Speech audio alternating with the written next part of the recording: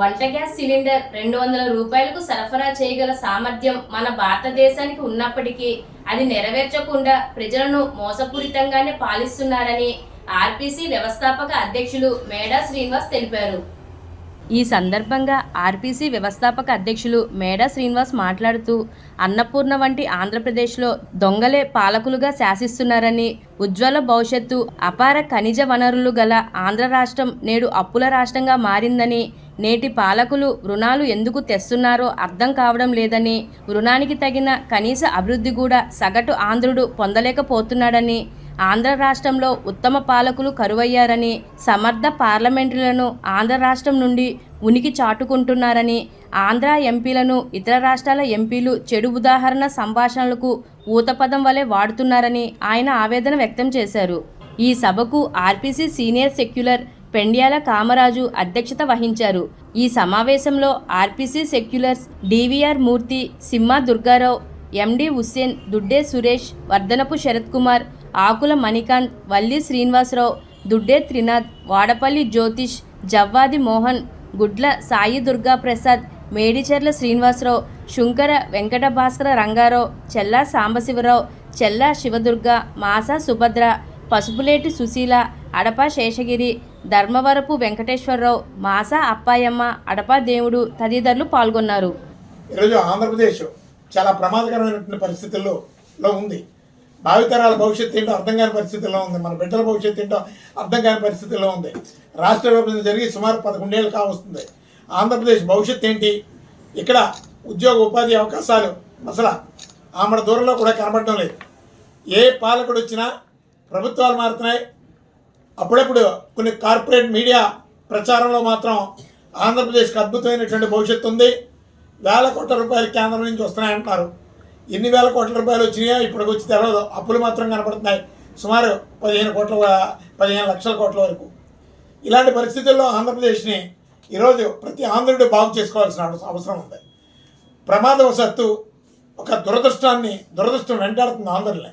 ఇక్కడ అవసరం లేనటువంటి కులాన్ని ఒక మత్తుగా హెరాయిన్ కుకాయిన్ కన్నా ప్రమాదకరమైనటువంటి స్థితిలో ఈ కులాన్ని ప్రతి ఆంధ్రుడు బుర్రలోని చొప్పించారు.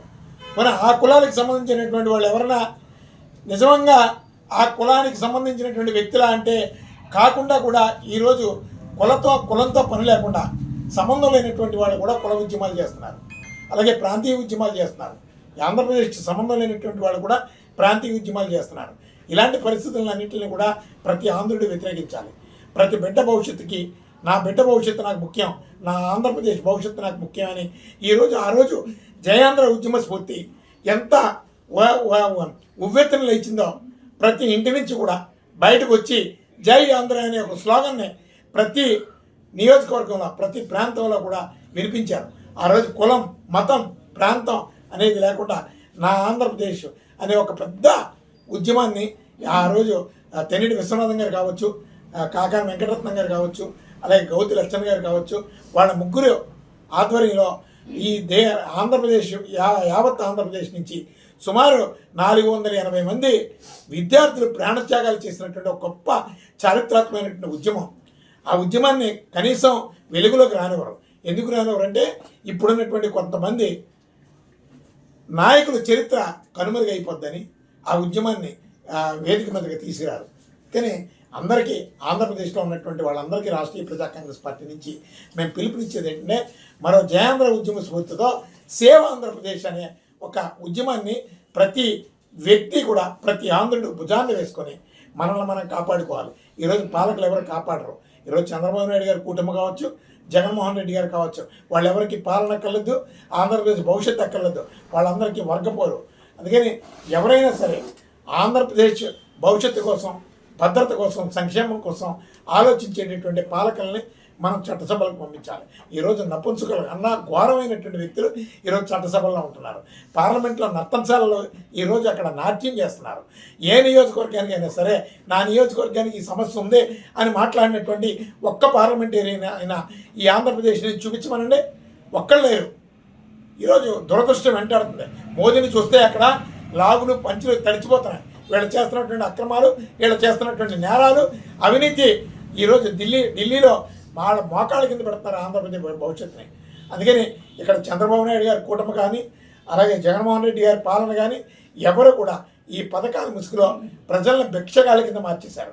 అందుకని ఇవన్నీ కూడా ప్రక్కన పెట్టి ప్రతి ఆంధ్రుడు ఇక్కడ కోటీశ్వరుడే. మనకి ఇక్కడ అపారమైనటువంటి ఖనిజ సంపద ఉంది, ఇక్కడ వెల కట్టలేనటువంటి సంపద ఉంది.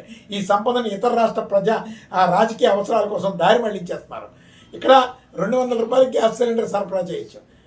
అలాంటిది ఈరోజు గ్యాస్ సిలిండర్ 900 రూపాయలు దాటిపోయింది. అలాగే మధ్యలో ఎన్నికల ముందు సబ్సిడీలు అంటారు. ఆ సబ్సిడీ వస్తుందో రాదో ఎవరికీ తెలియదు.